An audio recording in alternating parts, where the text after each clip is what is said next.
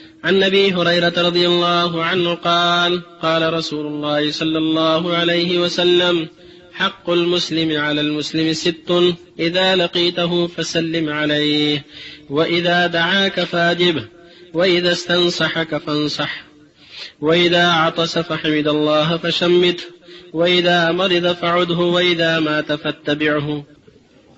الحمد لله وصلى الله وسلم على رسول الله وعلى آله وأصحابه ومن اهتدى بهداه. أما بعد، هذا كتاب جامع لآداب كثيرة وأحاديث متعددة ومتنوعة في الآداب الشرعية. الحمد لله رب العالمين، والصلاة والسلام على أشرف الأنبياء وسيد المرسلين نبينا محمد وعلى آله وصحبه أجمعين. أما بعد، فسبحانك اللهم لا علم لنا إلا ما علمتنا إنك أنت العليم الحكيم. اللهم علمنا ما ينفعنا وانفعنا بما علمتنا وزدنا علما نافعا وعملا صالحا یا رب العالمین. بھائیو، واجب الاحترام ساتھیو، یہ درس نمبر 41 ہے اور ابھی بھی ہم باب آداب قضاء الحاجہ میں ہیں. انشاءاللہ کوشش کروں گا آج کی 3 حدیثیں پیش کروں اور اس کی تشریح ہو. پہلی حدیث نص پیش کر رہا ہوں. پہلے عربی جو عبارت ہے، عربی میں جو حدیث ہے، جس طرح کی ابن حجر رحمہ اللہ نے ذکر کیا. کہتے ہیں ابن حجر رحمہ اللہ: عن عائشة رضی اللہ عنہا ان النبی صلی اللہ علیہ وسلم قال من اتى الغائط فليستتر، رواہ ابو داود. حدیث کا ترجمہ: عائشہ رضی اللہ عنہا روایت کرتی ہیں کہ نبی صلی اللہ علیہ وسلم نے فرمایا جو قضاء حاجت کے لیے جائے اسے پردہ کرنا چاہیے. جو قضاء حاجت کے لیے جائے اسے پردہ کرنا چاہیے. اسے ابو داود نے روایت کیا ہے. اس حدیث کے راوی کون ہیں؟ کون صحابی ہیں؟ کون صحابی ہیں روایت کرنے والے؟ عائشہ رضی اللہ عنہ. اور حدیث جو روایت کر رہے ہیں دوسرے اعتبار سے، یعنی کس کتاب میں، کس مستند یا مسند کتاب میں ہے، تو وہ ابو داود. غور کریں، عائشہ کا ذکر آیا، تخریج سے واضح ہوگا کیا صحیح ہے ابن حجر نے جو عائشہ کی طرف اس حدیث کو منسوب کیا، یا حقیقت میں اس کے کچھ اور راوی ہیں اور ابن حجر رحمہ اللہ سے ادھر وہم ہو گیا ہے. اور غلطی بھائیوں ہونا یہ اس سے کوئی نہیں بچ سکتا ہے. معصوم صرف انبیاء کرام علیہم الصلاۃ والسلام ہے. حدیث کی تخریج تب بیان کر رہا ہوں، غور و فکر کریں یا غور کریں، دیکھیں. ابو داود روایت کرتے ہیں جس طرح کی ابن حجر رحمہ اللہ نے ذکر کیا اپنی کتاب السنن میں، پیج نمبر 17، حدیث نمبر 35، کتاب الطہارہ، باب الاستتار فی الخلاء. من طریق، ان کا یہ اسناد ہے، اس طریق سے بیان کرتے ہیں ثور بن یزید سے، جو روایت کرتے ہیں الحسین الحبرانی سے، جو روایت کرتے ہیں ابو سعید الحبرانی سے، جو روایت کرتے ہیں کن سے؟ ابو ہریرہ رضی اللہ عنہ سے، جو روایت کرتے ہیں نبی صلی اللہ علیہ وسلم سے یہی نص من اتى الغائط فليستتر، کہ جو قضاء حاجت کے لیے جائے اسے پردہ کرنا چاہیے. تو یہ حقیقت میں یہ حدیث ابو ہریرہ رضی اللہ عنہ کی ہے یا عائشہ کی؟ ابو ہریرہ رضی اللہ عنہ کی. ابو ہریرہ رضی اللہ عنہ کی، جس طرح کی تخریج سے بات سامنے آتی. تو ابن حجر نے جو کہا عائشہ، وہ کیا وجہ ہے؟ یا کوئی دوسری حدیث بھی ہے عائشہ سے بھی مروی ہے؟ حقیقت میں نہیں، دوسری حدیث نہیں ہے. جو مروی ہے ابو داود میں اور انہی الفاظ کے ساتھ وہ ابو ہریرہ رضی اللہ عنہ سے ہے. تو عائشہ کا کہنا یہ وہم ہے، یہ غلطی ہو گئی ہے ابن حجر رحمہ اللہ سے. تو حقیقت میں عائشہ رضی اللہ عنہ کی کوئی حدیث اس موضوع میں یا اس طرح ان الفاظ سے مروی نہیں ہے، بلکہ وہ ابو ہریرہ رضی اللہ عنہ کی حدیث ہے. یہ پہلی بات. دوسری بات یہ ہے سند کے اعتبار سے کیا یہ حدیث صحیح ہے یا ضعیف ہے. ابن حجر رحمہ اللہ نے تو کچھ بھی ذکر نہیں کیا، انہوں نے بس کہہ دیا رواہ ابو داود اور خلاص، رواہ ابو داود. تو الاصل بظاہر غالباً یعنی یہ کہنا چاہ رہے ہیں وہ حدیث صحیح ہے، اس لیے اگر ضعیف ہوتا ہے تو بتاتے، جس طرح کی اکثر جب حدیث ضعیف ہوتی تو بتا دیتے وفیہ ضعف یا باسناد ضعیف. تو یہ سند کے اعتبار سے یہ حدیث صحیح ہے یا ضعیف ہے، اس کے بارے میں بیان کر رہا ہوں. دیکھیں اس میں جو راوی ہیں الحسین الحبرانی، پھر ایسے ہی ان کے جو شیخ ہے ابو سعید الحبرانی. ابو سعید الحبرانی کے بارے میں آتا ہے کہ یہ صحابی ہیں اور اگر ثابت ہو گیا کہ وہ شخص صحابی ہے تو کیا رائے ہے؟ اس کے عدالت اور ضبط کے بارے میں سوال کیا جائے گا، تحقیق کیا جائے گا یا نہیں؟ خلاص صحابی ہے تو یہ سب سے اونچا مقام ہو گیا. خلاص صحابی، اس لیے اللہ نے ان کی تعریف کی، ان کا مقام اور رتبہ بیان کیا، نبی صلی اللہ علیہ وسلم راضی رہے. تو بھائیو صحابی اگر ہے ثابت ہے، لیکن شرط یہ ہے کہ ثابت ہو. ثابت نہیں ہے تو پھر وہ عام لوگوں کی طرح یہاں تک کہ ثابت ہو جائے. تو ان کے بارے میں آتا ابو سعید الحبرانی کی یہ صحابی ہیں. ایک قول ہے، کچھ لوگوں نے کہا، کچھ اہل علم نے، لیکن حقیقت میں بھائیو یہ صحبت کی یہ نبی صلی اللہ علیہ وسلم کے ساتھی یہ ثابت نہیں ہے، بلکہ صحیح مسئلہ یہ ہے کہ یہ مجہول ہے، پتہ ہی نہیں ہے. مجہول یعنی ائمۃ الاسلام نے، بڑے بڑے اہل علم کو ان کے بارے میں علم نہیں ہے، واقفیت نہیں ہے، اسی لیے انہوں نے اس کے بارے میں نہ مثلا ثقہ کہا، نہ عدل کہا، نہ ایسے کہا ضعیف، پتہ ہی نہیں ہے، مجہول ہے.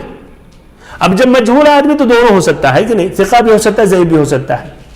اب یہ دونوں کا جب امکان ہے تو شریعت میں احتیاط برتتے ہوئے کیا کہیں گے کہ مجہول ضعیف ہے، یا کہیں گے کوئی بات نہیں، الاصل مجہول ہے تو مسلمان ہے، خلاص ہم کسی کا دل چیر کے نہیں دیکھیں گے، اس کو مسلمان مانیں گے، ثقہ مانیں گے اور اس کی حدیث تسلیم کر لیں گے. کیا رائے؟ ضعیف مانیں گے، احتیاط برتیں گے. یہاں احتیاط بھائی، احتیاط کو زیادہ ہم ترجیح دیں گے شریعت میں، تاکہ کوئی ضعیف یا ایسے نامعلوم آدمیوں کی روایت نہ لی جائے، تو یہ ضعیف کہا جائے گا. تو ابو سعید الحبرانی صحیح جو مسئلہ ہے کہ یہ مجہول ہے، جس طرح کہ ابن حجر رحمہ اللہ نے التقریب میں ذکر کیا. خلاصہ ان کا یہی ہے کہ مجہول ہے.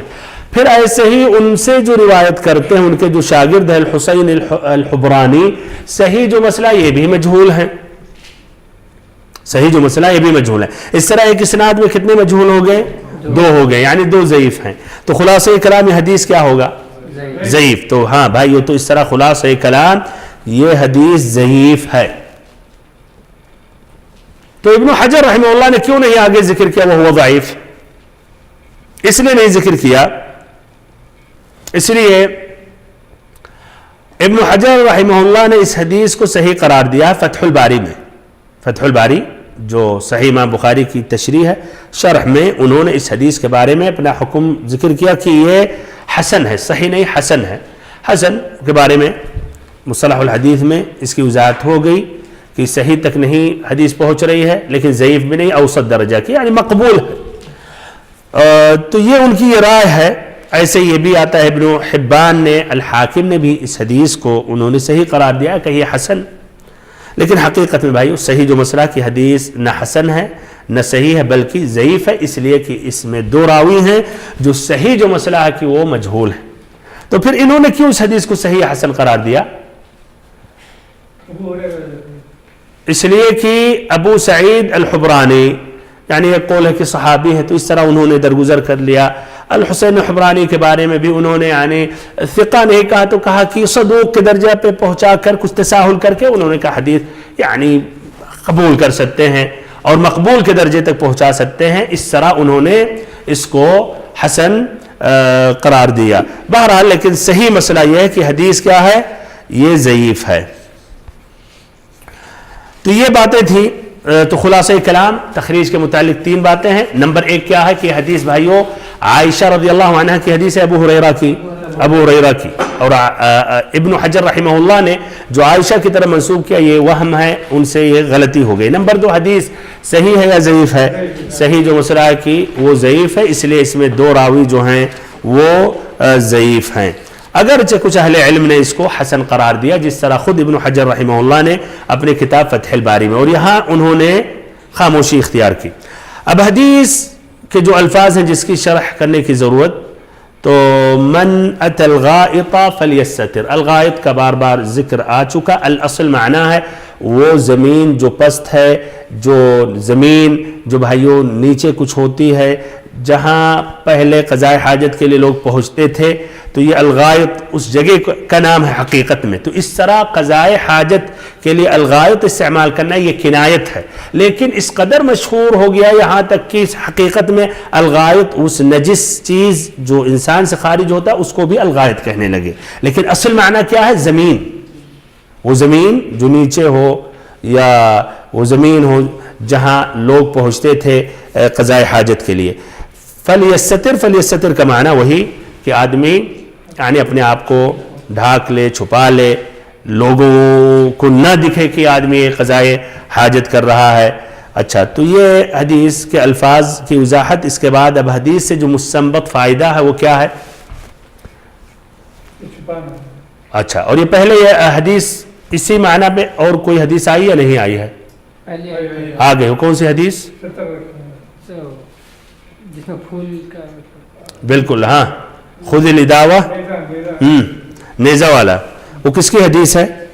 المغیرہ ابن شعبہ رضی اللہ عنہ کی حدیث، جس کی روایت امام بخاری اور امام مسلم نے کی ہے. تو حقیقت میں کافی تھا وہ حدیث اس معنی پر، لیکن مزید تاکید کہیے اس کے لیے ادھر ذکر کیا، یا کہیے اس میں تو ہے مغیرہ ابن شعبہ رضی اللہ عنہ کی حدیث میں کہ نبی صلی اللہ علیہ وسلم دور گئے، فانطلق، یعنی یہاں تک حتی توارى عنی، یہاں تک کہ نظر نہیں آنے لگے، آپ غائب ہو گئے نظروں سے. اور روایتوں میں آتا ہے کہ رات کی تاریکیوں میں. اور اس میں فلیستتر یعنی ہو سکتا ہے، یہ فرق ہے، یستتر یعنی ہو سکتا ہے آدمی قریبی میں ہو لیکن ہاں یہ باتھ روم کا لے سکتے ہیں مثلا، یا ایسے ہی قریب میں ہے لیکن ادھر کہیے ٹیلا ہے، یا کہیے پیڑ ہے، یا کہیے کچھ نیچے جگہ ہے، جس طرح الغائط کا معنی ہے، اگرچہ وہ قریب ہی میں ہے لیکن پہلے میں یہ ہو سکتا ہے کہ دور جانا مقصد ہے اور یہاں دور نہیں چھپنا مقصد ہے. اس اعتبار سے کہہ سکتے ہیں یہ حدیث کو بھی ابن حجر رحمہ اللہ نے ذکر کیا، لیکن حقیقت میں معنی مطلب دونوں کا معنی مطلب ایک ہے، تو اگر اسی حدیث پر اکتفا کرتے تو کافی ہوتا. الا کہ یہ کہا جائے یہ مقصد کے لیے انہوں نے ابن حجر رحمہ اللہ نے اس حدیث کو بھی بیان کیا، جبکہ یہ حدیث میں کلام ہے.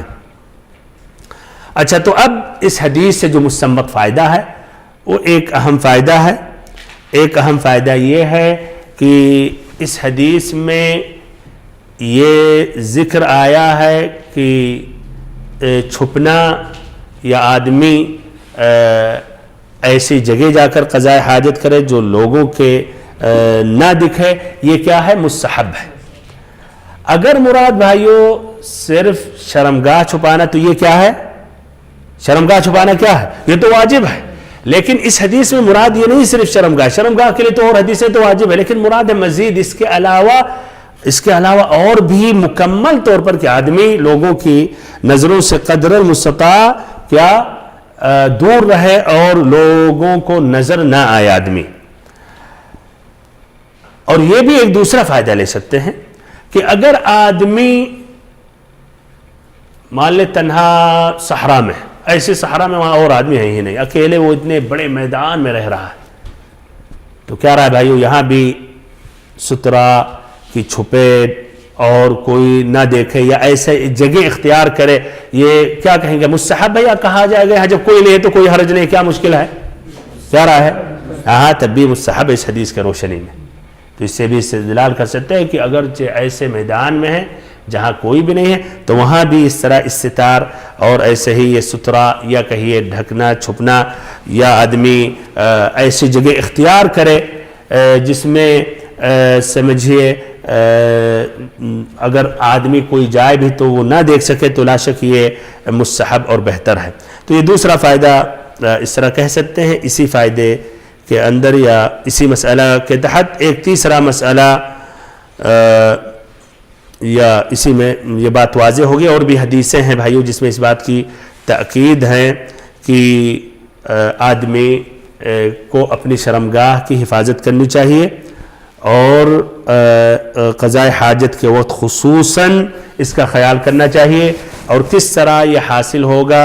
اگر کوئی دیوار کے پیچھے ہو گیا یا یہاں تک کہ کوئی ٹیلا، کوئی اگر مان لے کچھ مٹی اٹھی ہوئی ہے، جمع ہوئی ہے، تو یہ جس میں بھی یہ معنی مطلب آ گیا تو حقیقت میں اس نے اس حدیث پر عمل کیا. اس طرح اس حدیث کے متعلق بات مکمل ہو گئی. اب اس کے بعد جو دوسری حدیث ہے آج کے اس درس میں وہ پیش کر رہا ہوں. اچھا، دوسری حدیث وعنها ان النبي صلى الله عليه وسلم كان اذا خرج من الغائط قال غفرانك، اخرجه الخمسة وصححه ابو حاتم والحاکم. حضرت عائشہ رضی اللہ عنہا سے ہی مروی ہے کہ نبی صلی اللہ علیہ وسلم جب قضاء حاجت سے فارغ ہو کر بیت الخلا سے باہر آتے تو غفرانک کہتے. تو کیا دعا پڑھتے آپ صلی اللہ علیہ وسلم؟ غفرانک، جس کا معنی یہ ہے اے اللہ میں تیری بخشش طلب کرتا ہوں، اے اللہ میں تیری بخشش طلب کرتا ہوں کہ اے اللہ تو مجھے معاف کر دے، ہمارے گناہوں کا تجاوز کر دے. یہ معنی ہے غفرانک، اور یا اغفر لی کا بھی یہی معنی ہے. اس کی روایت کس نے کی ہے؟ اسے پانچوں نے روایت کیا ہے، پانچوں نے، نیز ابو حاتم اور حاکم دونوں نے صحیح قرار دیا. پانچوں سے مراد کون؟ احمد، ابو داؤد، نسائی، ترمذی، ابن ماجہ. تو ان پانچوں نے روایت کی ہے. ابو داؤد رحمہ اللہ نے روایت کی ہے اپنی کتاب السنن، پیج نمبر 16، حدیث نمبر 30. شجرہ دیکھیں، کتاب الطہارہ، باب ما یقول الرجل اذا خرج من الخلاء. والترمذی نے اپنی کتاب السنن، پیج نمبر 3، حدیث نمبر 7، کتاب الطہارہ، باب ما یقول اذا خرج من الخلاء. النسائی نے کس کتاب میں روایت کی ہے؟ ہاں بھائی، النسائی کی کون سی کتاب جو مشہور ہے؟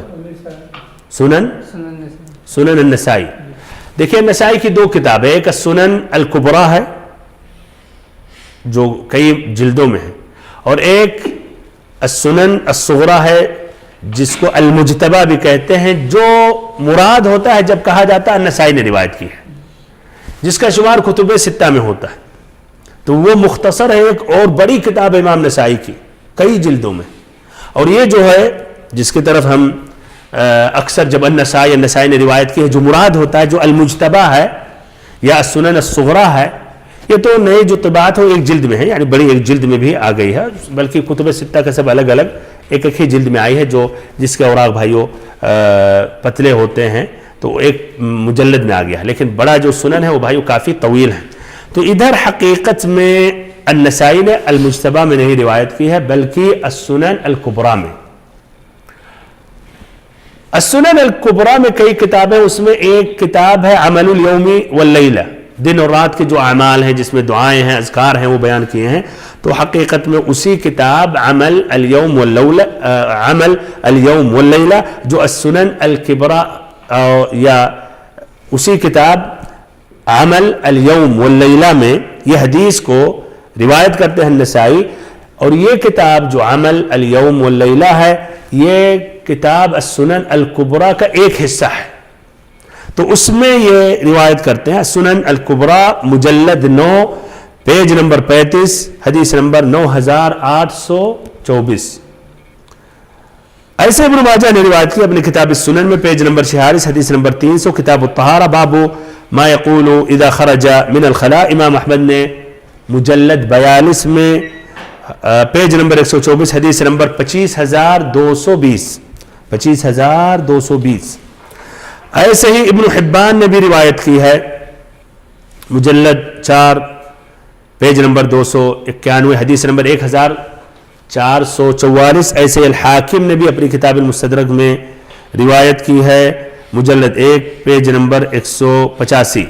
یہ تمام حضرات روایت کرتے ہیں اس طریق سے، اسرائیل ابن یونس سے، جو روایت کرتے ہیں یوسف ابن ابی بردہ سے، جو روایت کرتے ہیں اپنے والد ابو بردہ سے، جو روایت کرتے ہیں حضرت عائشہ رضی اللہ عنہا سے کہ ان النبی صلی اللہ علیہ وسلم کان اذا خرج من الغائط قال غفرانک، کہ نبی صلی اللہ علیہ وسلم جب قضاء حاجت سے فارغ ہوتے تھے اور بیت الخلاء سے باہر آتے تھے تو آپ یہی دعا پڑھتے تھے، غفرانک، اے اللہ میں تیری بخشش طلب کرتا ہوں.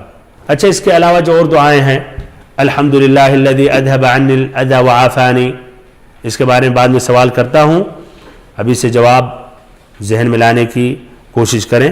یہ فقہ الحدیث کے وقت یہ بھی وضاحت کروں گا.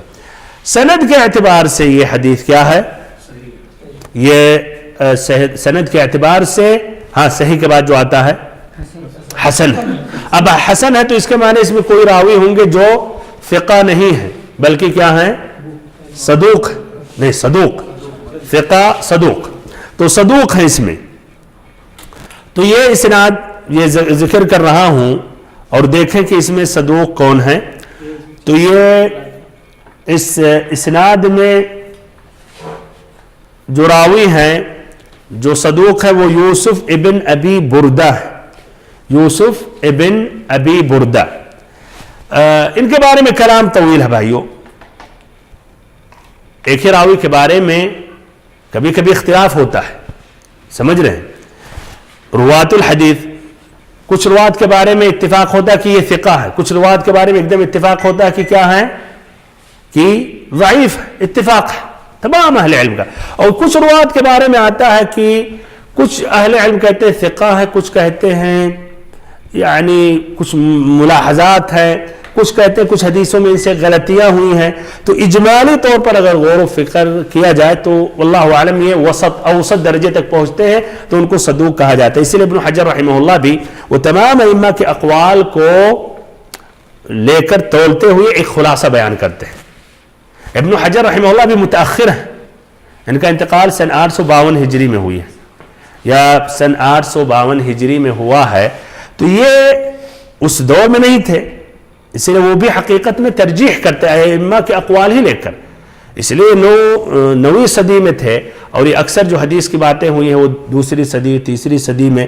تو ظاہر بات ہے وہ کیسے اتنی صدیوں کا چھلانگ لگا کے تھوڑی ڈائریکٹ وہ فیصلہ کر سکتے ہیں, بلکہ ان ائمہ کے اقوال کی روشنی میں سمجھیے اجتہاد کرتے ہوئے کسی قول کو یا کوئی مناسب جو جملہ یا مناسب جو عبارت یا مناسب جو لفظ ہوتا ہے جرح اور تعدیل کا وہ بیان کرتے ہیں. تو اس طرح یہ یوسف ابن ابی بردہ کے بارے میں خلاصہ کلام یہی ہے واللہ اعلم کہ یہ کیا ہے, یہ صدوق ہے. ورنہ تفصیلاً اگر آپ جائیں گے تو اس میں کئی اقوال ہیں ان کے بارے میں. تو یہ خلاصہ ہے. اگرچہ ابن حجر رحمہ اللہ نے تقریب میں مقبول کہا لیکن واللہ عالم مقبول نہیں. الذہبی نے الکاشف میں ثقہ کہا, زیادہ مناسب یہی ہے کہ یہ صدوق ہیں. تو اس طرح جب یہ صدوق ہیں تو ان کی حدیث کیا ہوگی, حسن. سند میں اگر ایک بھی صدوق آ گیا باقی سب ثقہ ہیں تو اس حدیث کو کیا کہا جائے گا, حسن. اگرچہ اکثر ثقہ, خلاص ایک صدوق ہو گیا تو یہ سند خلاص یہ حسن ہے. تو اس طرح یہ حدیث حسن ہے. اس کے بارے میں اہل علم کے کئی اقوال ہیں. الترمذی نے خود کہا ھذا حدیث حسن غریب, یہ حدیث حسن ہے, غریب ہے. لا نعرف الا من حدیث اسرائیل عن یوسف ابن ابی بردہ. غریب اس کو کہتے ہیں جس کا ایک ہی اسناد ہو یا وہ راوی جس کا کوئی اور ساتھ نہ دے روایت کرنے میں. تو یہ ترمذی نے کہا ھذا حدیث حسن بھی کہا, پھر کہا غریب بھی ہے. ادھر ایک مسئلہ ذکر کر رہا ہوں یا قول بیان کر رہا ہوں ابو حاتم کا. ابو حاتم نے اس حدیث کے بارے میں کیا قرار دیا,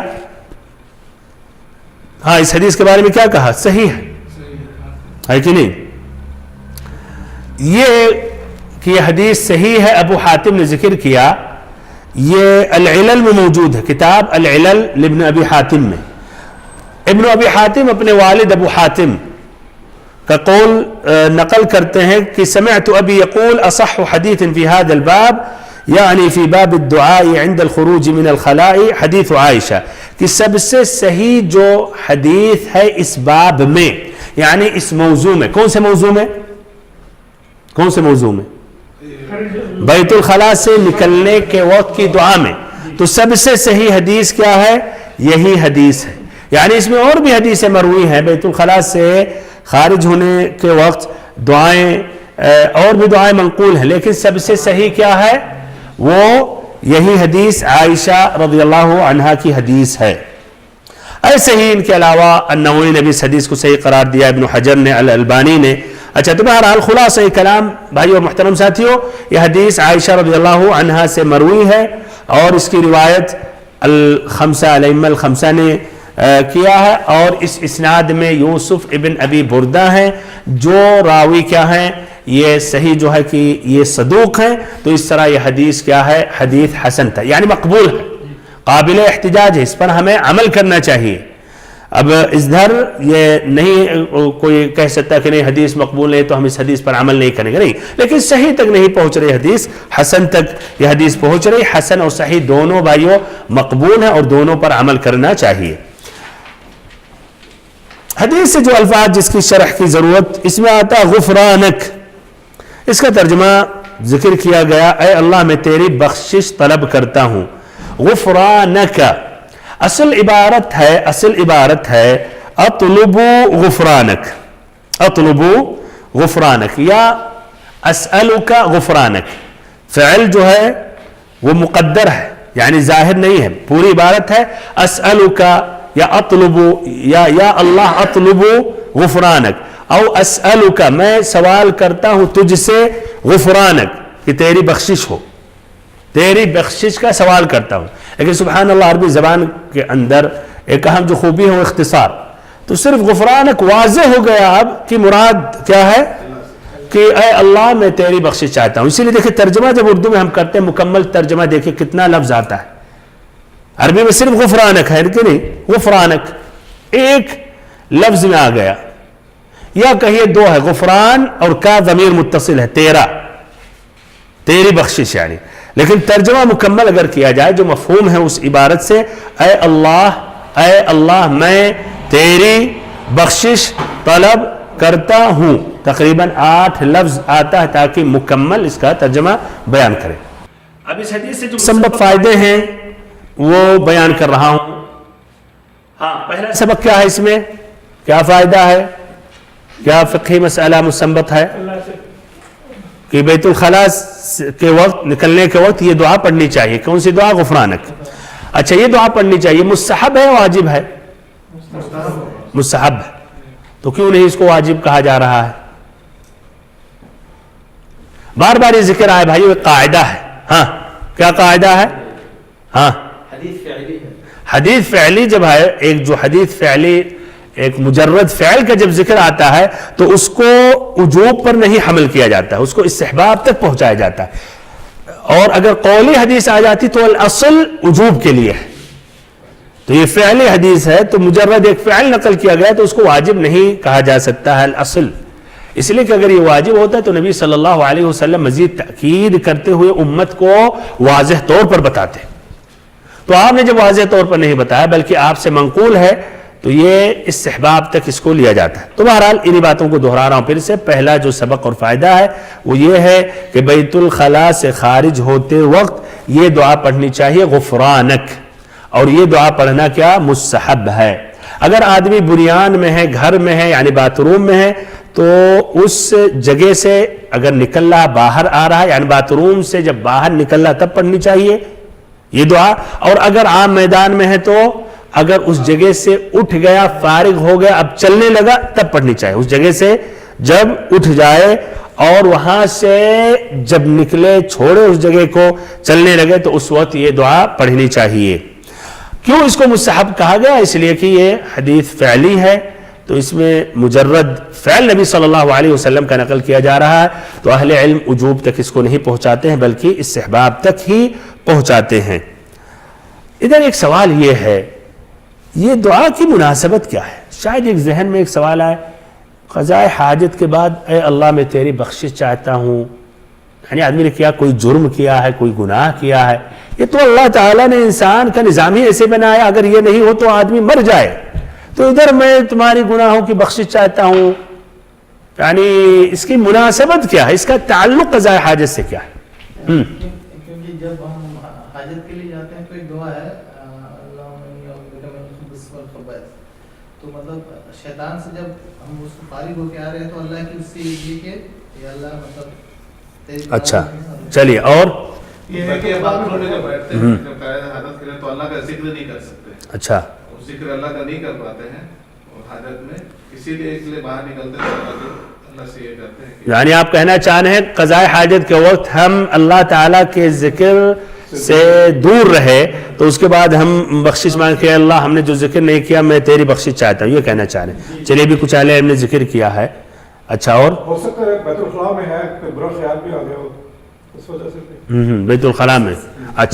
اچھا چلیے اتنی پھر سے وہی تب سوال دہرا رہا ہوں اور اس کا جواب واضح کر رہا ہوں کہ غفرانک کہ اے اللہ میں تیری بخشش چاہتا ہوں، اے اللہ مجھے بخش دے، اس کا تعلق قضاء حاجت سے کیا ہے یا کیا مناسبت ہے؟ تو اس کے جواب میں اہل علم نے کئی جوابات دیا. ایک جواب یہ ہے کہ جب آدمی کا جسم خفیف ہو گیا، ہلکا ہو گیا قضاء حاجت کے بعد، اور اسے سکون اور راحت مل گئی یہ تکلیف خارج ہونے کے بعد، تو اس نے گناہوں کو یاد کیا جو حقیقت میں وہ بھی ایک طرح ایک وزن ہے آدمی کے اوپر، اور اس کے پھر جو برے انجام ہونے والے ہیں تو اس کو یاد کیا. تو اللہ تعالیٰ سے دعا اس نے مانگی کہ اللہ تعالیٰ جس طرح اس کے جسم سے اس اذیت کو خارج کر دیا، جسم ہلکا ہو گیا، تو ایسے یہ گناہ بھی جو اس کے اوپر ہیں لدے ہوئے ہیں، حقیقت میں گناہ بھی اس کے سر پر ہے اور وہ بوجھ ہے، تو اللہ تعالیٰ اس کی بھی تخفیف کر دے اور ان گناہوں کو بخش دے. یہ سب سے قوی تعلیل ہے. ابن القیم رحمہ اللہ نے اغاثۃ اللہفان میں ذکر کیا. تو جس طرح کہ آدمی کے جسم میں جب یہ نجاست ہوتی ہے، یہ تکلیف ہوتی ہے، اس سے اس کو تکلیف پہنچتی ہے اور ایک حقیقت میں پریشان رہتا ہے اور ایک وزن زائد رہتا ہے، تو ایسے ہی حقیقت میں وہ گناہ بھی حقیقت میں اس سے کہیں زیادہ نقصان دہ ہے، کہیں زیادہ اس کا وزن ہے اور اس کے برے انجام ہے اگر اللہ تعالیٰ نہیں بخشے. تو الشیء بالشیء یذکر، کبھی کبھی جب ایک بات آ گئی تو اسی کے مناسبت سے ایک دوسری بات بھی ذکر کی جاتی ہے. اس طرح یہ دونوں میں یہ تناسب ہے. یہ پہلا جواب. ایک دوسرا جواب جو ابھی بھائی نے ذکر کیا کہ اس وقت قضاء حاجت کے وقت 10 منٹ ہو 15 منٹ ہو جتنا بھی ہو، اس وقت بندہ ذکر سے غافل تھا، بلکہ ممنوع تھا کہ وہ اللہ کا ذکر کرے.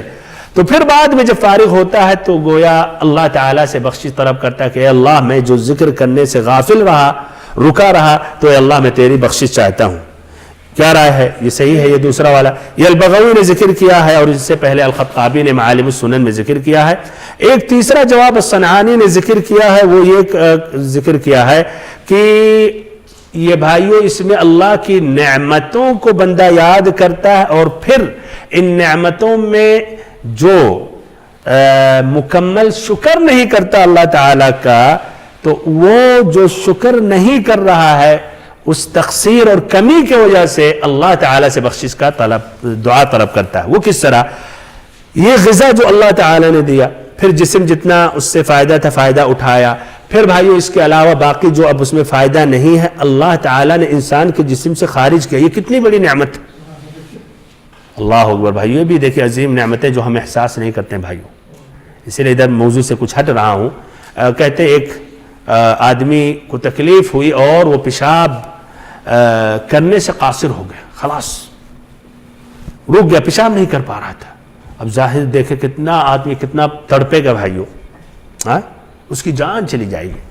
بہرحال ڈاکٹروں نے کوشش کی، ایک ڈاکٹر کے پاس پہنچے، اس نے بہرحال علاج الحمدللہ وہ صحیح ہو گیا اس کا سسٹم اور پیشاب کرنے لگا. اس پر اس کے بچوں نے پکڑ لیا اور شکریہ ڈاکٹر صاحب جزاک اللہ خیر. انہوں نے جو اپنے آنکھوں سے اپنے باپ کی جو تکلیف دیکھی، پریشانی دیکھی، چہرہ بدلا ہوا ہے.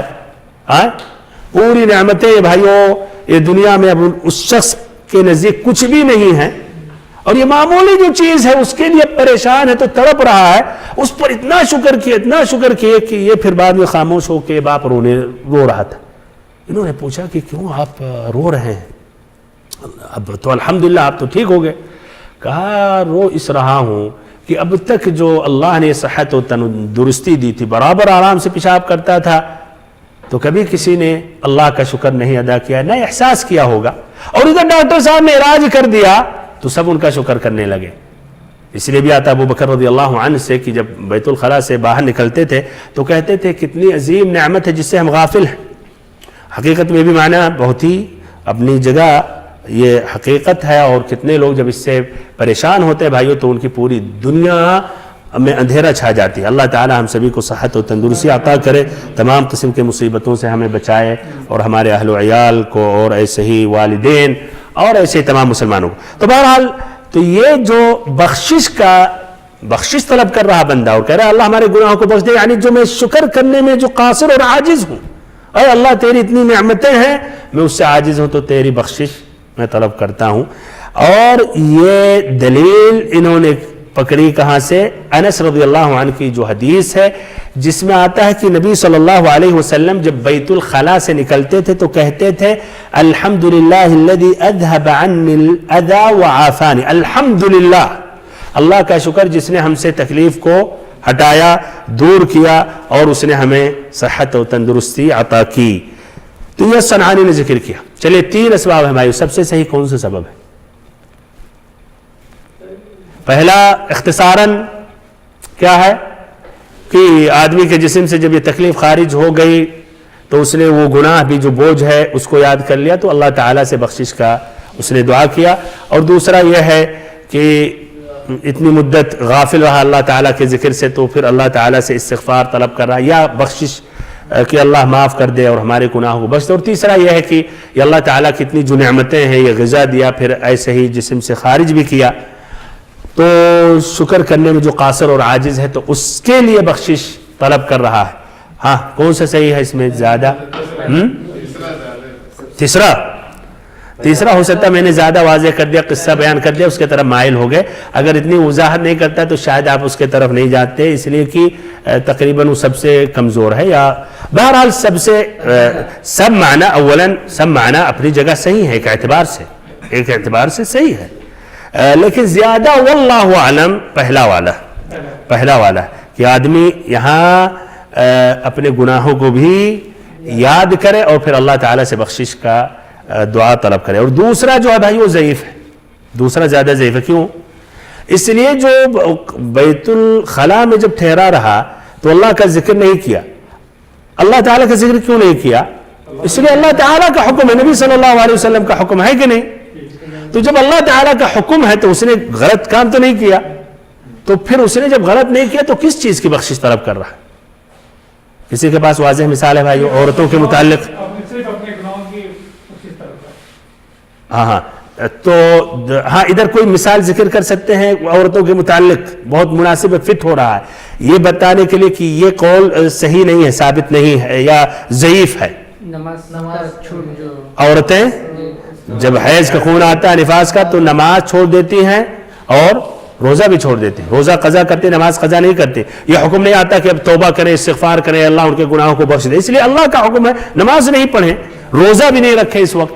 تو آدمی نے غلط نہیں کیا تاکہ پھر وہ بخشش کی دعا کرے. تو یہ دوسرا والا حقیقت میں اتنا صحیح نہیں ہے. تیسرا بھی اگر وہ حدیث صحیح ہوتی الحمدللہ الذی عافانی تو اس میں قوت آ جاتی، لیکن یہ حدیث حقیقت میں ضعیف ہے. اس لیے پہلا والا زیادہ معقول ہے. پھر اس کے بعد واللہ عالم تیسرا اور پھر اس کے بعد دوسرا والا. اچھا تو یہ اس کی وجہ بھی واضح ہو گئی. اب ادھر یہ ذکر کر رہا ہوں کہ کچھ فقہا نے اور بھی حدیثیں بیان کی ہیں اس مقام پر. ان میں سے وہ دعاؤں میں سے انس رضی اللہ عنہ کی دعا الحمدللہ الذی اذهب عنی الاذى وعافانی، یہ ترمذی کی روایت ہے، انس یا ابن ماجہ کی روایت ہے، حدیث نمبر 301. یہ انس رضی اللہ عنہ سے مروی ہے. ایسے ہی یہ بھی آتا ہے نوح علیہ السلام کے متعلق کہ یہ جب قضاء حاجت سے فارغ ہوتے تھے، اور اس طرح واضح ہو رہا بھائی انبیاء کرام بھی انسان تھے، بشر تھے، سبھی قضاء حاجت کے لیے نبی صلی اللہ علیہ وسلم خود جاتے تھے جس طرح کی حدیثیں ہیں. اچھا تو نوح علیہ السلام کے بارے میں آتا ہے کہ یہ دعا پڑھتے تھے الحمدللہ الذی اذهب عنی الاذى ولو شاء حبسه فی، کہ اللہ کا شکر ہے جس نے ہم سے تکلیف کو اس نے دور کیا، اور اگر رب العزت چاہتا تو ہمارے اندر اس کو چھوڑ دیتا. سبحان اللہ. تو یہ بھی دعا ذکر کرتے ہیں فقہا. ایسے ایک ذکر یہ بھی کرتے ابن عمر رضی اللہ عنہ سے مروی ہے کہ جب یہ بیت الخلا سے نکلتے تھے تو کہتے تھے الحمدللہ الذی اذاقنی لذتہ، کہ اللہ کا شکر جس نے ہمیں اس کی لذت عطا کی، یعنی کھانے کا، غذا کا مزہ ملتا ہے نہیں جب آدمی کھانا کھاتا ہے. وَأَبْقَى فِيَّ قُوَّتَهُ، اور اس کی جو قوت ہے وہ باقی رکھا، یعنی اس کا جو فائدہ ہوتا ہے وہ جسم اس سے مستفید ہوتا ہے، جذب کر لیتا ہے جسم. وَأَذْهَبَ عَنِّي أَذَى، پھر اس میں جو تکلیف تھی، جو باقی جو فائدہ نہیں تھا وہ اللہ نے ہمیں نکال دیا. معنی کے اعتبار سے زبردست ہے بھائیو، لیکن سند کے اعتبار سے یہ تمام روایتیں ضعیف ہیں. صحیح بس صرف یہ ہے، غفرانک. اور یہ بھی صحیح نہیں ہے الحمدللہ الذی اذهب عنی الاذى وعافانی، یہ بھی صحیح نہیں ہے. تو جب صحیح ہے بھائیو ادھر تو ہمیں پھر اور جو صحیح نہیں اس کو چھوڑ دینا چاہیے، یہ زیادہ بہتر ہے اور زیادہ اولا ہے. اور یہی محدثین کا بھی یہی منہج ہے اور یہی ان کی تاکید ہے. اور کہہ سکتے ہیں کہ کیوں باقی ضعیف ہے، طبعاً ایک تفصیلی جواب ہے اور ایک اجمالی جواب. ابو حاتم رحمہ اللہ انہوں نے کہہ دیا اصح ما فی حدیث عائشہ، اس مسئلے میں جو سب سے صحیح حدیث ہے وہ عائشہ ہے رضی اللہ عنہا کی حدیث ہے. اس میں اشارہ ملتا ہے کہ باقی حدیثیں صحیح نہیں ہیں بلکہ ضعیف ہیں. تو جب بھائیو صحیح حدیثیں ہیں تو باقی وہ نہیں پڑھنا چاہیے. بہتر یہی ہے کہ آپ صرف غفرانک پڑھیں اور یہ نہ پڑھیں کہ الحمدللہ الذی اذهب عنی الاذى وعافانی. اس طرح بھائیو حدیث کے متعلق بات مکمل ہو گئی. دو اہم فائدہ تھا. پہلا فائدہ یہ ہے کہ یہ دعا پڑھنا بیت الخلاء سے خارج ہونے کے وقت مستحب ہے، کیا غفرانک. دوسرا فائدہ یہ ہے کہ اس کے علاوہ اور حدیثیں یا اور دعائیں بیت الخلاء سے نکلنے کے وقت ثابت نہیں ہے. تو جو ثابت ہے اسی کو ہمیں لے لینا چاہیے، جو ثابت نہیں اس کو ترک کر دینا چاہیے. اب تیسری حدیث یہ بیان کر رہا ہوں آج کے اس درس میں. اچھا بھائی اور محترم ساتھیوں، اس طرح حدیث نمبر 3 جو آج کے اس درس میں ہے وہ پیش کر رہا ہوں. وعن ابن مسعود رضی اللہ عنہ قال اتى النبي صلى الله عليه وسلم الغائط فأمرني أن آتيه بثلاثة أحجار فوجدت حجرين ولم أجد ثالثا فأتيته بروثة فأخذهما وألقى الروثة وقال هذا ركس أخرجه البخاري زاد أحمد والدارقطني ائتني بغيرها. حدیث کا ترجمہ حضرت ابن مسعود رضی اللہ عنہ سے روایت ہے کہ نبی صلی اللہ علیہ وسلم نے قضاء حاجت کو جانے لگے تو مجھے حکم دیا کہ میں ان کے لیے 3 پتھر لے آؤں. میں ان کے لیے 3 پتھر لے آؤں. مجھے 2 پتھر تو مل گئے، تیسرا نہ مل سکا.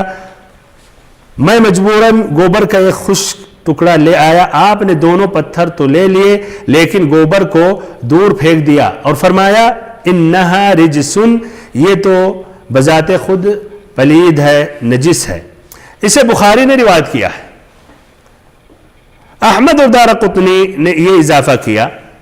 ادھر ایک سوال ابھی آئے گا کیوں ابن حجر نے اس روایت کو بڑھایا، کیوں نے اسی پر اکتفا کیا. احمد اور دارقطنی نے یہ اضافہ کیا اس کے بجائے اور لے آؤ.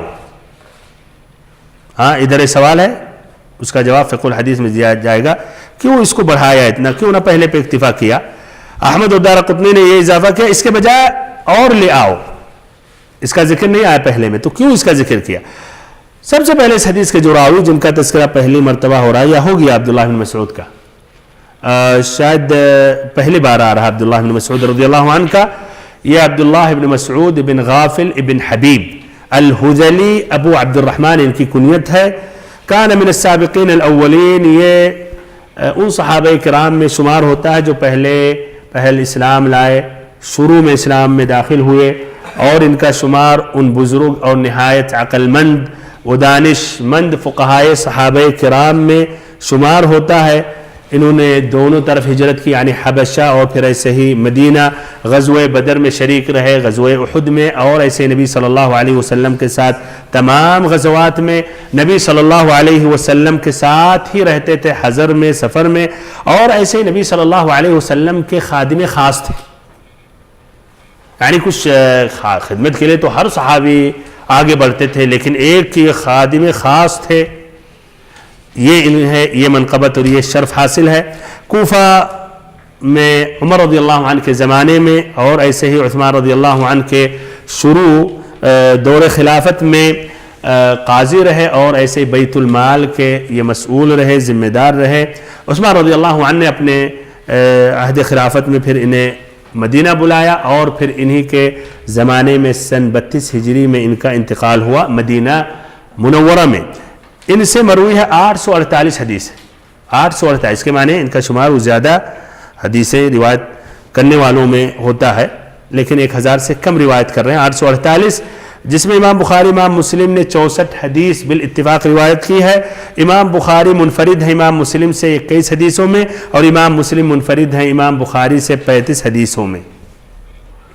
حدیث کی تخریج اخرجہ البخاری، اس لیے امام بخاری نے روایت کی ہے تو مزید اس میں تشریح کرنے کی ضرورت نہیں، اگرچہ اس حدیث میں لمبی بات ہے، لیکن ہاں اس لیے لمبی بات ہمیں ذکر کرنے کی ضرورت نہیں، اس لیے اس کے اندر کافی اخذ اور عطا ہے اہل علم کا، لیکن امام بخاری روایت کر رہے ہیں تو آنکھوں اور سروں پر آگے بڑھ جاتے ہیں، اور یقیناً یہ حدیث صحیح ہے، امام بخاری نے روایت کی ہے۔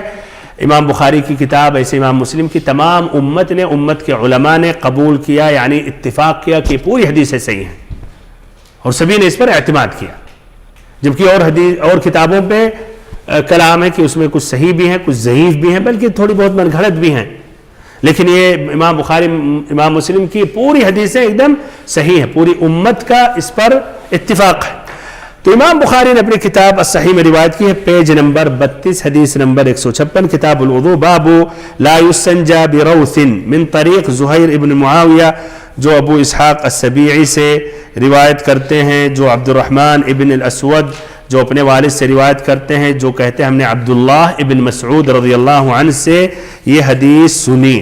احمد اور ایسے ہی الدارقطنی نے اضافہ کیا، احمد نے اپنی کتاب المسند میں مجلد 7 اور ایسے ہی پیج نمبر 326، وہ بھی من طریق ابی اسحاق جو روایت کرتے ہیں علقمہ ابن قیس سے، جو روایت کرتے ہیں ابن مسعود سے، حدیث ایک ہی ہے، اور ان کا لفظ ہے فَأَلْقَ الرَّوْثَ وَقَالَ إِنَّهَا رِكْسٌ اِئْتِنِي بِحَجَرٍ، لفظ ان کا کیا ہے فَأَلْقَ الرَّوْثَ۔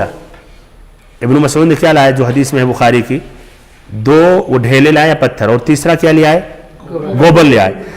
تو احمد میں الفاظ میں کیا فَأَلْقَ الرَّوْثَ کہ انہوں نے گوبر کو پھینک دیا، وَقَالَ إِنَّهَا رِكْسٌ اِئْتِنِي بِحَجَرٍ کہ یہ نجس ہے، ہمیں اس کی جگہ پر ایک پتھر لاؤ۔ صحیح، اور یہ جو زیادہ ہے یہ صحیح ہے، اگرچہ اس میں کلام ہے کہ جو ابو اسحاق جو روایت کرتے ہیں علقمہ سے، اس میں کلام ہے، ابو حاتم ابو زرعہ کہتے ہیں ابو اسحاق نے علقمہ سے کوئی حدیث نہیں سنی ہے۔ اب حدیث نہیں سنی ہے تو اس کا معنی منقطع ہے، اور منقطع ہے تو حدیث ضعیف ہے، لیکن حافظ نے الکرابیسی سے نقل کیا ہے، انہوں نے ثابت کیا کہ ابو اسحاق نے یہ حدیث علقمہ سے یہ حدیث انہوں نے سنی ہے۔ بہرحال یہ بھی تفصیلی باتیں ہیں۔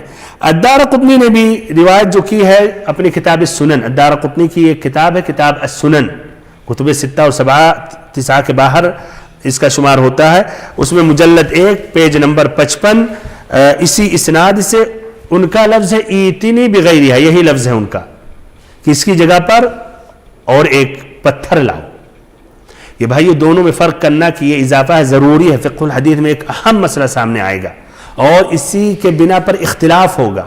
جس نے اس حدیث کو لے لیا زیادہ کا تو انہوں نے کچھ اور مسئلہ پیش کیا، جس نے اس کو نہیں لیا انہوں نے اس کے خلاف ایک دوسرا انہوں نے مسئلہ پیش کیا، یا ان کا ایک دوسرا رائے اور دوسرا قول رہا، تو یہ اس طرح ثابت ہے ایتنی بغیرہا۔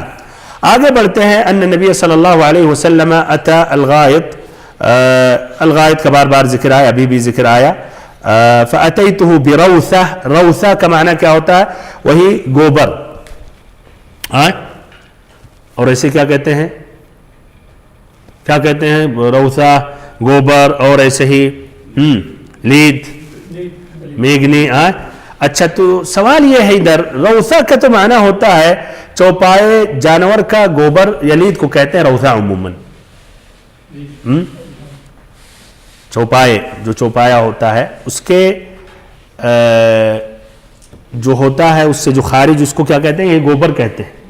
اب سوال یہ ہے کیا تمام چوپایوں کا جو یہ گوبر ہے سب نجس ہے، یا جو مأکول اللحم ہے اس کا پاک ہے؟ سب کا یہاں بھی استعمال نہیں کرنا ہے۔ اچھا صحیح بات ہے، استعمال نہیں کرنا چاہے پاک ہو نجس ہو، بات چلی متفق، لیکن اب حدیث میں انہا رجسن، یہ نجس ہے، ہاں اس پر بات ہو رہی ہے، یہ بھی پاک، اس کے چھوڑیں بات، کیا وہ پاک ہے روثہ جو جانور جو چوپائے کا ہے مطلقاً؟ اچھا بخاری کی روایت ہے، العرنیین، قصہ طویل ہے، جس قبیلہ کے لوگ آئے بیمار ہو گئے مدینہ میں، پھر آپ صلی اللہ علیہ وسلم نے کہا کہ جاؤ بالصدقہ، جو مدینہ کے باہر جو اونٹ تھے وہ جا کر اس کا دودھ پیو اور اس کا پیشاب پیو۔ اگر نجس ہوتا تو نبی صلی اللہ علیہ وسلم حکم دیتے؟ بیماری کی حالت میں تب بھی ہاں بیماری بھی نجس چیز سے بھائیوں علاج نہیں آپ طلب کر سکتے، حرام چیز سے نہیں کر سکتے. حدیث میں منع ہے کہ جو حلال ہے اس سے علاج کرو، حرام سے نہیں. تو اس سے واضح ہو کہ پاک ہے کہ نہیں. ایسے نبی صلی اللہ علیہ وسلم سے پوچھا گیا مرابض الابل کے بارے میں، جہاں بکرے بکریوں کیا کہیں گے، جہاں ان کو ہاں بستبل تو گھوڑے کے لیے کہتے ہیں. المهم جہاں بکروں کا جگہ ہے، باندھنے کی جگہ ہے، جہاں رات بکرے گزارتے ہیں، ہاں تو وہ بکروں کی جگہ کے بارے میں آپ صلی اللہ علیہ وسلم سے پوچھا گیا انصلی فی مرابض الابل، کہ ہم کیا جہاں بکرے رہتے ہیں سوتے ہیں چارہ بھی کھاتے پیتے ہوں گے، ظاہر بات ہے وہ اس طرح گوبر وغیرہ سب وہاں ان کا ہوتا ہے گرتا ہے، کیا ہم وہاں نماز پڑھیں؟ تو آپ نے کیا کہا؟ نعم. آپ نے کہا نعم. تو اس سے کیا واضح ہو بھائی پاک ہے یا نہیں پاک؟ پاک. تو یہاں انہا رجسن، اس سے تو واضح ہو رہا کہ ہر چوپائے کا یہ لید اور یہ نجس ہے. ہاں یہ اشکال زائل کرنے کے لیے دیکھیے ابن خزیمہ کی روایت ہے فوجدت له حجرین وروثۃ حمار، تو ہمیں 2 پتھر ملا اور گدھے کا گوبر. ہاں تو اس کے بارے میں آپ نے کہا انہا رجسن، گدھے والا جو ہے وہ کیا ہے؟ وہ نجس ہے. اور بات صحیح ہے، آگے بھی فقہ الحدیث میں واضح کیا جائے گا، چاہے گدھے کا ہو تب بھی اس سے صاف نہیں کر سکتے، اور اگر گائے کا رہتا تو تب بھی نہیں، چاہے وہ پاک ہو یا ناپاک ہو تب بھی نہیں استعمال کر سکتے. لیکن یہاں انہا رجسن اس لیے آپ نے کہا، اس لیے کہ ہاں یہ گدھے کا تھا. اچھا تو یہ واضح ہو گیا آپ کی انہا رجس کیوں کہا، اور اس طرح واضح ہوا کہ اونٹ کا ہوا، گائے کا، بکرے کا ہوا، اس کا بھائیو گوبر وہ نجس نہیں ہے. ورنہ گاؤں میں ابھی بھی وہ گوبر کو بھائیو کیا دیوار پر سکھا کے پھر اس سے استعمال کرتے ہیں. اعوذ باللہ اگر وہ نجس ہوتا ہے تو پھر یعنی یہ حرام ہوا یہ. تو چلیے اسے جلد بازی نہیں کریں بھائی، فوراً کہہ دیں حرام ہے، یہ ذرا سوچیں. اچھا تو المہم انہا رجسن یا انہا رکسن جو آپ صلی اللہ علیہ وسلم نے کہا وہ واضح ہو گیا، اس لیے کہ وہ گدھے کا گوبر تھا، جس طرح کی اور روایتوں میں ابن خزیمہ کی روایت میں ہے. تو انہا رکس اور روایت میں ابن ماجہ ابن خزیمہ کی روایت میں انہا رجس، دونوں کا معنی ایک ہوا، یعنی نجاست، یہ نجس ہے، گندگی ہے، اور یعنی یہ پاک نہیں ہے. اب حدیث سے جو مستنبط فائدے، اس حدیث میں 2 اہم فائدہ اور سبق ہے. ہاں پہلا فائدہ، پہلا سبق کتنا؟ 3 کا، یعنی ہونا ضروری ہے، اور اگر 2 استعمال کے آدمی نے تو طاق ہونا ضروری ہے. اچھا 3 ہونا واجب ہے، واجب ہے، اس سے زیادہ ہو سکتا مگر طاق ہونا چاہیے. ہاں یہ الگ ہے طاق. اچھا اگر 2 کیا کسی نے تو 2 سے نہیں ہو سکتا. اچھا 2 اگر پہلے حدیث پر غور و فکر کریں تو کیا 2 اس حدیث سے استدلال کر سکتے ہیں کہ 2 بھی جائز ہے؟ وہ کس طرح؟ آپ نے وہ پھینک دیا وہ جو گوبر تھا، تو اس سے واضح ہوا کہ 2 کیا. صحیح، یہ ایک مسئلہ ابھی اس کو واضح کیا جائے گا. دوسرا مسئلہ چلیے اس کے بعد بیان کرتے ہیں. تو پہلا جو مسئلہ ہے جو ابھی اس کے بارے میں آپ لوگوں نے ذکر کیا کہ قضاء حاجت کے بعد صفائی کے لیے 3 پتھر کم سے کم 3 پتھر کا ہونا کیا ہے؟ ضروری ہے. یعنی 3 پتھر سے کم پتھر استعمال نہیں کرنا چاہیے. دلیل کیا ہے؟ اسی حدیث سے نبی صلی اللہ علیہ وسلم نے کتنا حکم دیا، کتنا پتھر لائیں؟ 3 بثلاثۃ احجار. تو یہ دلیل ہے. اور ایسے اور حدیثیں گزر گئیں. سلمان الفارسی رضی اللہ عنہ کی کون سی حدیث؟ مسلم کی جو روایت ہے، ہاں وَأَنَّ السَّنْجِيَ وَأَلَّا نَسْتَنْجِيَ بِأَقَلَّ مِنْ 3 أحجار وَأَلَّا نَسْتَنْجِيَ بِأَقَلَّ مِنْ 3 أحجار، کہ ہم 3 پتھروں سے کم پتھر سے استنجا نہ کریں. یعنی وہی صفائی کرنا، استنجا اور استجمار کا ہی معنی ہے. ایسے اور بھی حدیثیں عائشہ رضی اللہ عنہا سے ابو داؤد اور نسائی کی روایت ہے اذا ذهب احدكم الى الغائط فليستطب ب3 احجار فانها تجزئ عنه، کہ جب آدمی غائط قضاء حاجت کے لیے جائے تو 3 پتھر سے صفائی کرے، استنجا کرے، استجمار کرے، اس کے لیے کافی ہے. تو 3 کم سے کم ہے کہ نہیں؟ کیا یہ مسئلہ اجماع ہے؟ اس میں دوسرا بھی قول ہے. اچھا دوسرا قول کیا ہے؟ 2 بھی کافی ہے. اچھا تو دوسرا قول ذکر کرنے سے پہلے 3 کم سے کم ہونا چاہیے. یہ قول شافعیہ کا ہے, حنابلہ کا ہے, ایسے ابن حزم کا ہے, ایسے ہی ابن عبد البر نے ذکر کیا ہے کہ امام مالک کے جو اصحاب یعنی ان کے مذہب پہ چلنے والے ان کے جو اصحاب ہیں ان کا بھی یہی رائے ہے کہ 3 کا ہونا کم سے کم یہ ضروری ہے. دوسرا قول کیا ہے کہ 2 بھی کافی ہے. یہ قول کن کا ہے؟ احناف اور مالکیہ کا. وہ ان کا کیا ہے کہ 2 پتھر کافی ہے, تیسرا ضروری نہیں ہے. ان کی کیا دلیل ہے اسی حدیث سے؟ فَأَخَذَهُمَا وَأَلْقَى الرَّوْثَ. ہاں اوپر جائیں دیکھیں. فَأَخَذَهُمَا وَأَلْقَى الرَّوْثَ وَقَالَ بس فَأَخَذَهُمَا وَأَلْقَى الرَّوْثَ وَقَالَ هَذَا رِكْسٌ أخرجه البخاري. فَأَخَذَهُمَا وہ دونوں کو لے لیا, وَأَلْقَى الرَّوْثَ اور اس کو پھینک دیا گوبر کو, وقال انها رکس اور کہا کہ نجس ہے. حدیث ختم ہو گئی ہے. اس سے کیا واضح ہو کہ 2 ہی پتھر نبی صلی اللہ علیہ وسلم نے استعمال کیا, دونوں پر اکتفا کیا, تیسرے کو پھینک دیا.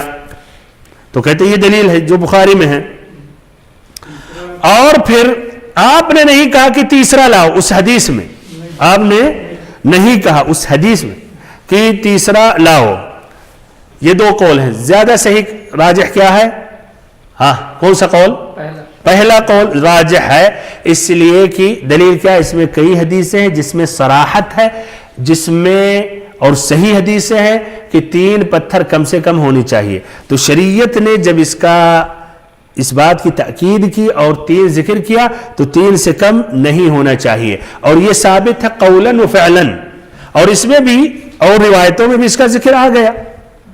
تو یہ ان کی دلیل ہے. اور دوسرا جو قول ہے ان کا جواب کیا دیا گیا؟ کیا جواب ہے؟ وہ آسان جواب ہے. جو کہتے ہیں 2 آپ نے اکتفا کیا, ان کا کیا جواب ہے؟ پھر آگے لائے تو 3 ہی تھے. اچھا بالکل, یہ بھی صحیح, بہت صحیح, ماشاءاللہ, یہ بھی صحیح ہے. اور دوسرا جواب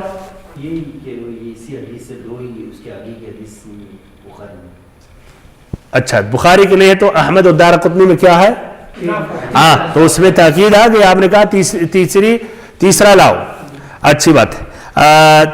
تو پہلا جنہوں نے کہا 2 کافی ہیں, ان کا جواب انہوں نے اس طرح دیا کہ نبی صلی اللہ علیہ وسلم نے تیسرا بھی پتھر مانگا, جس طرح کہ احمد اور دارقطنی کی روایت میں آپ نے کہا ایتنی بغیرہا, تو تیسرا مانگا آپ نے. آپ کیوں صرف پہلے حدیث پر اکتفا کر رہے؟ جب حدیثیں اور بھی روایتیں ہیں تو اس کو بھی لیں, تو اس میں آیا. چلیے آپ کہہ رہے ہیں کہ نہیں ہم دوسری روایتوں کو نہیں مانتے, تو دوسرا جواب سنیں. دوسرا جواب یہ ہے کہ جب آپ صلی اللہ علیہ وسلم نے شروع میں کہہ دیا 3 پتھر لاؤ, پھر بعد میں 2 لائے اور تیسرے کو پھینک دیا, تو ابھی بھی باقی ہے وہی امر اور حکم کہ ابھی تیسرا لاؤ. یہ تھوڑی کہ منسوخ ہو گیا, ابھی بھی وہ حکم. آپ نے کہا 3 لے آؤ, چلیے اب انہوں نے 2 لایا اور تیسرا گوبر اس کو نہیں مانا گیا ہے کہ نہیں, تو ابھی بھی باقی ہے تیسرا یا نہیں؟ تو اسی حدیث سے استدلال کر سکتے ہیں کہ آپ کا حکم جو 3 تھا وہ ابھی بھی باقی رہا. اس کا معنی تھوڑی حدیث میں کہ وہ آپ نے وہ اس کو پھینک دیا گوبر کو اور پھر آپ نے 2 پہ اکتفا کیا, نہیں, ابھی بھی وہ حکم باقی رہا. اور اس طرح ابن مسعود سے مطلوب رہا کہ تیسرا لائیں, ورنہ کہا جائے گا کہ نبی صلی اللہ علیہ وسلم کے حکم پر انہوں نے عمل نہیں کیا. آپ نے 3 پتھر کا حکم دیا تھا, اور اس طرح انہوں نے ضرور اس پر انہوں نے عمل کیا ہوگا اور تیسرا لایا ہوگا, اگرچہ اور روایتیں نہیں آتی تو. اور تیسرا جواب یہ ہے, ممکن ہے کہ خود نبی صلی اللہ علیہ وسلم نے ایک تیسرا پتھر اٹھا لیا ہو, یا ممکن ہے ایک پتھر کے جو 2 حصے ہوتے ہیں اس سے آپ نے استعمال کیا. اور پہلے ذکر کیا گیا ایک پتھر میں اگر 3 طرف یعنی الگ سے ابھرا ہوا ہے تو اگر 3 مرتبہ مسح کیا تو وہ 3 پتھر کے برابر ہے. تو بہرحال اس میں جب احتمال ہے تو استدلال نہیں کر سکتے ہیں کہ 2 پتھر استعمال کرنا کافی ہے. پہلا یہ مسئلہ تھا. تو خلاصہ کلام پہلے مسئلہ کا یہ ہے کہ 3 پتھر کا ہونا واجب ہے. اور اس کے اوپر اگر جائیں گے تو پہلے ذکر کیا گیا سلمان رضی اللہ عنہ کی حدیث میں 4 استعمال کر سکتے ہیں, اگر اکتفا ہو گیا تو 1 طاق بہتر ہے, 5واں استعمال کر لے, 6 ہو گیا تو پھر آپ طاق سے ختم کریں. دوسرا مسئلہ یہ ہے کہ گوبر سے استنجا یا استجمار کرنا کیا ہے؟ حرام ہے. گوبر سے استعمال یا استنجا استجمار کرنا حرام ہے, اس لیے کہ اگر وہ مأکول اللحم کا ہے, وہ جانور جس کا گوشت کھانا حلال ہے, تو وہ پھر کیوں استعمال نہیں کر سکتے ہیں؟ اس لیے جنوں کے جو ان کے جانور ہیں، ان کا وہ غذا ہے یا ان کا چارہ ہے. اور اگر وہ نجس ہے جس طرح گدھا ہوا یا مثلا اور نجس کتا ہوا تو وہ نجس اعوذ باللہ، تو اس سے تو آپ صفائی نہیں حاصل کر سکتے ہیں. تو یہ دوسرا یہ مسئلہ رہا. اس طرح اس حدیث کے بھی متعلق بات مکمل ہو گئی. جزاکم اللہ خیرا لحسن استماعکم وبارک اللہ فیکم وصلی اللہم وسلم وبارک ونعم علی عبدک ورسولک محمد.